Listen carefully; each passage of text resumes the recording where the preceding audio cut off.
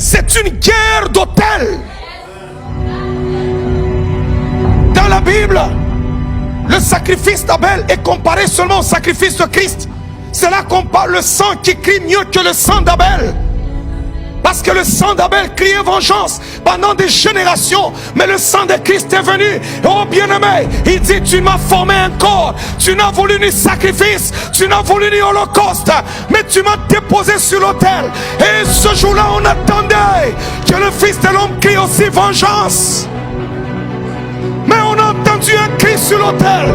Et il y a des femmes qui sont mortes et qui ont dit, dans cette famille, les filles ne seront pas mariées. Et il y a des hommes qui sont morts et qui ont dit, dans cette famille, il n'y aura pas de millionnaires. Et il y en a qui ont dit ceci. Mais ce jour-là, un homme sur l'autel a crié, Père, pardonne-leur. Pardonne-leur.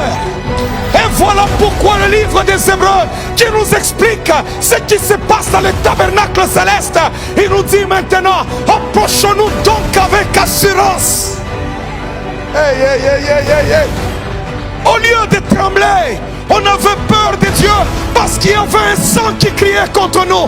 Mais la Bible nous dit, approchons-nous donc avec assurance, afin d'obtenir miséricorde et de trouver grâce, afin d'être secourus dans nos besoins. Approchez-vous, c'est pourquoi nous pouvons dire, Dieu c'est mon papa, Dieu c'est mon papa, parce que sur l'autel il y a un sang qui crie, Père, pardonne-leur, Père, pardonne-leur. Alors le sang d'Abel a été étouffé.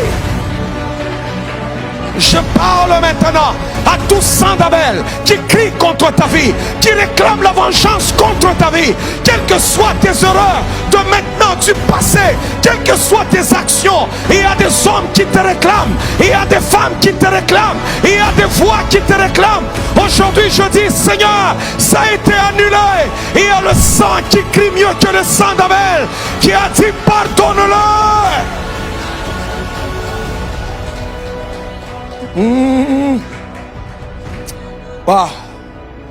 Gloire soit rendue à Dieu par Jésus-Christ notre Sauveur. Vous ne savez pas ce que vous avez en Jésus. Vous ne savez pas. Vous savez, quand vous avez dans la famille un gardien d'hôtel, il devient très hostile. Il suffit que tu lui dises seulement, je m'en vais prier. Il devient agressif. Qu'est-ce que tu vas faire dans vos églises là-bas? Qu'est-ce que vous allez faire là-bas? Tu peux retrouver que tu es une femme mariée ou un homme marié. Tu as ta maison. Tu gères ta vie comme bon te semble. Ils ne te feront rien. Mais la journée où tu rencontreras l'ange de ta vie pour libérer ta vie, c'est en ce moment-là que tu verras qu'il y a des gens, même s'ils ne parlent pas, tu verras même ta tante qui viendra du village. Il y a des gens, tu es au Canada, tu es à Québec, mais tu as quelqu'un qui vit en Afrique, mais qui est en train d'insulter ton pasteur, qui ne l'a jamais vu, il n'a jamais foulé les pieds chez lui. Pourquoi? Parce qu'il a vu l'autel, que l'autel commence à être renversé. Qui renverse maintenant? Non, c'est cet homme-là. Alors il faut qu'on intimide, il faut qu'on attaque maintenant. C'est un combat, c'est une guerre d'autel.